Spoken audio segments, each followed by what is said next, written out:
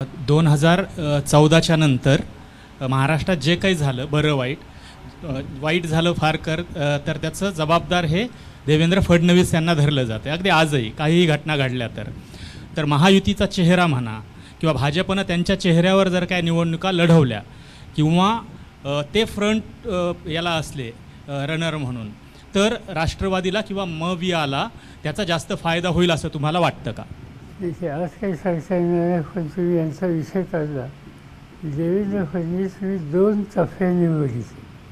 ते पहिल्यांदा मुख्यमंत्री जेव्हा झाले तर त्यांचा अप्रोच बाय अँड लार्ज संवेदनशीलपणाचा होता.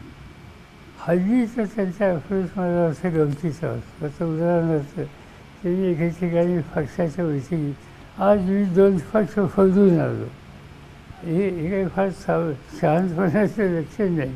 ह्या अँगल मी त्या हल्ली बघायला लागले की ती स्थिती काही फारशी चांगली नाही.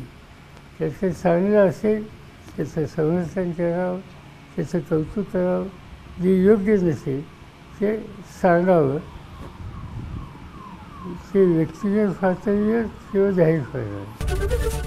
एबीपी माझा, उघडा डोळे बघा नीट.